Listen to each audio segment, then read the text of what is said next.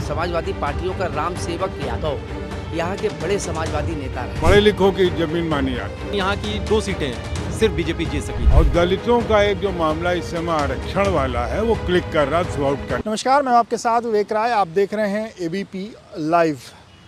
Exit poll की series में इस वीडियो में जिस सीट पर हम बात करने जा रहे हैं वो सीट है बाराबंकी की सीट। बाराबंकी वो सीट जहां से बीजेपी ने अपने सिटिंग सांसद को पहले टिकट दिया और उसके बाद एक सीडी कांड के बाद उनका जो टिकट है वो काट दिया गया। हालांकि उपेंद्र रावत का कहना है कि वो आर्टिफिशियल इंटेलिजेंस से वो जो वीडियो है वो बनाया गया था।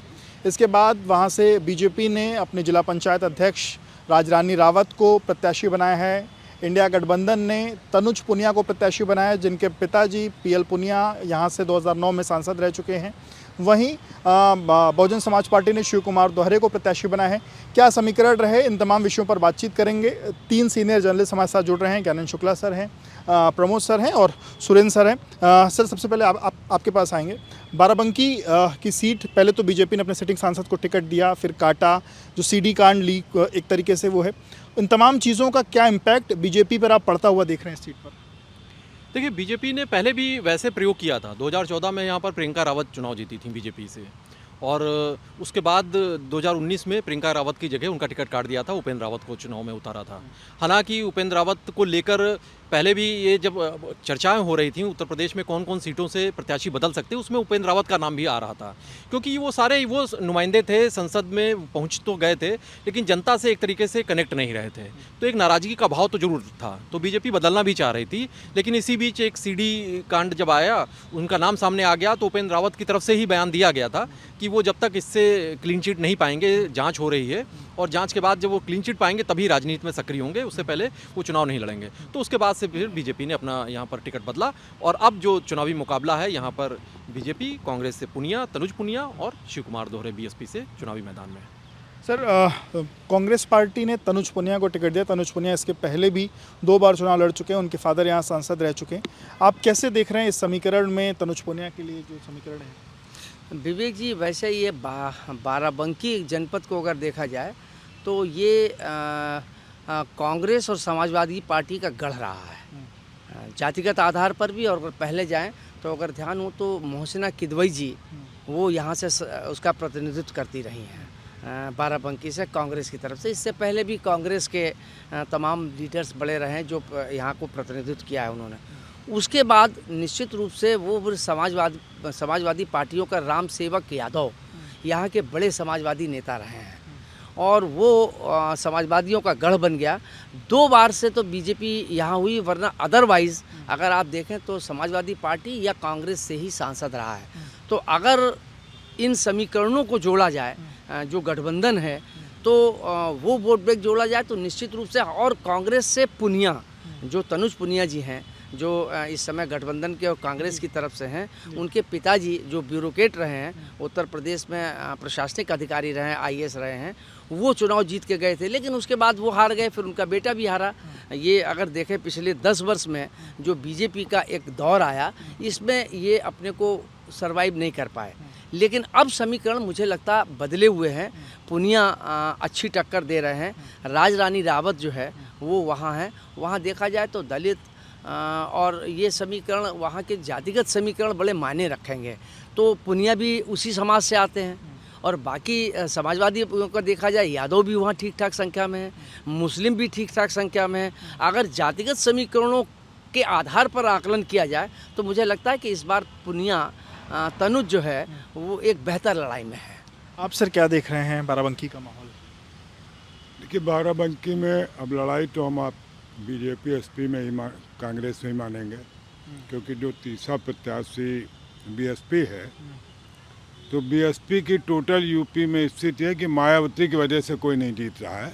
कोई कैंडिडेट अपना होगा, जैसे पिछली बार एक कैंडिडेट जो जीता विधानसभा में, हाँ, वो मायावती की वजह से नहीं जीता था, उसका खुद अपना काफ़ी प्रभाव था। तो हमें मानना पड़ेगा कि स्टेट फाइट बीजेपी और कांग्रेस के तनुज पुनिया में है।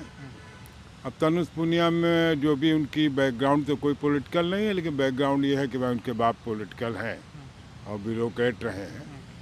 अब वैसे बाराबंकी क्या है, बाराबंकी एक तरह से लखनऊ का सैटेलाइट टाउन है, तो सारी उसकी राजनीति जो लखनऊ से होती रही है। और बाराबंकी किदवई लोगों का बड़ा अड्डा रहा है। इनके एक धार्मिक गुरु थे, वो किदवा कहलाते थे, और उससे फिर यह नाम सरनेम मिला किदवई, और उसी में मोहसिना किदवई और कई हम लोगों के बड़े परिचित किदवई खानदान के लोग सब वहाँ थे। और पढ़े लिखों की ज़मीन मानी जाती है। उस ज़माने में रावत या जात के आधार पर वोट नहीं होता था। मोहसिना किदवई नहीं जीत गई थी, को किदवई थी, बड़ी जहीन नेता थी, कांग्रेस की बड़ी प्रसिद्ध नेताओं में थी। और तो मुझे ऐसा लगता है कि अब वो दौर तो नहीं है, लड़ाई तो बीजेपी और कांग्रेस में ही होगी, लेकिन ये कह पाना बड़ा मुश्किल है कि तनुज पुनिया का ही पल्ला भारी होगा।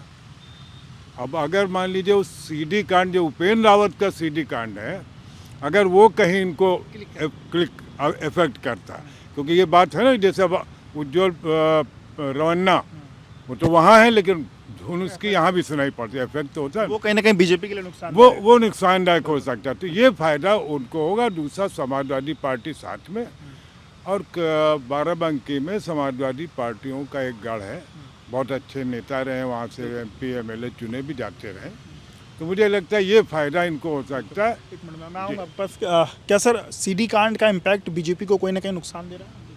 नहीं, मुझे ऐसा लगता है क्योंकि उपेंद्र रावत का जो मामला है, उनका टिकट कट गया, और दूसरा बीजेपी ने यहाँ पर एक इसी शायद वजह से महिला प्रत्याशी को उतार दिया है। अब जब महिला प्रत्याशी होगा तो फिर जाहिर सी बात है, ये जो आरोपों की बात होगी वो कहीं ना कहीं उसकी तो जो धमक है वो धूमिल हो जाती है। और तनुज पुनिया की तरफ अगर आप गौर करेंगे तो 2017-2022 में भी चुनाव लड़े विधानसभा का, 2019 में भी चुनाव लड़े लोकसभा का, तो हारे। लेकिन एक तरीके से जब कोई भी राजनीतिक परिवार से कोई भी ऐसा शख्स आता है और जब वो चुनाव लड़ता है तो उससे काफ़ी कुछ सीखने को मिलता है। तो शायद तनुज पुनिया भी ट्रेंड होते रहे हैं इन चुनावों के जरिए।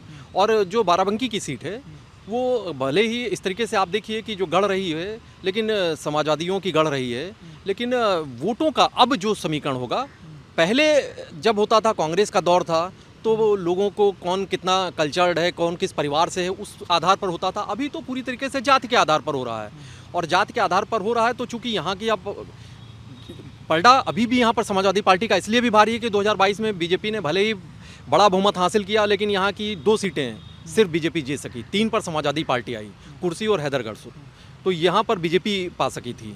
तो 19 लाख जो यहाँ के वोटर्स हैं, इनमें रावत जो बिरादरी के लोग हैं, मुस्लिम वोटर्स हैं, और इसके साथ ही कुर्मी वोटर्स, ये बड़ा अहम किरदार निभाते हैं। तो जाति का ही समीकरण जो साध सकेगा वो उसी की यहाँ पर उसका पलड़ा भारी होगा। फिलहाल समाजवादी पार्टी का गढ़ होने की वजह से और पीछे कांग्रेस का गढ़ होने की वजह से ये जो कॉम्बिनेशन मिलता है, उसकी वजह से जरूर तनुज पुनिया का फायदा की बजाय उनका थोड़ा सा उनके लिए एक वेटेज है तनुज पुनिया के लिए। क्या सर इश्यूज़ के नाम पर, ये जातिगत समीकरणों के अलावा क्या इश्यूज़ पर भी बाराबंकी में वोटिंग हुई है? आप देखिए, इश्यूज़ तो आपकी जो पूरे देश में या उत्तर प्रदेश में विशेष रूप से कह सकते हैं कि कहीं ना कहीं भारतीय जनता पार्टी ने इश्यूज़ को टच नहीं किया। कांग्रेस और समाजवादी पार्टी, अखिलेश और राहुल या उनके नेता हमेशा उसको भारतीय जनता पार्टी को या NDA गठबंधन को उस ट्रैक पे लाने की कोशिश तमाम करते रहे, प्रोवोक करते रहे, लेकिन वो उस पर आए नहीं। तो दोनों पक्ष ने अपनी बात रखी, ये हमेशा उसकी आलोचना करते रहे, और वो NDA जो है वो उससे बचते रहे, और ये उन पर हमलावर होते रहे। तो इश्यूज़ तो कहीं ना कहीं देखिए, चाहे कोई इशू उठाए अथवा न उठाए, लेकिन महंगाई वो तो हर आदमी को इफेक्ट डालती है।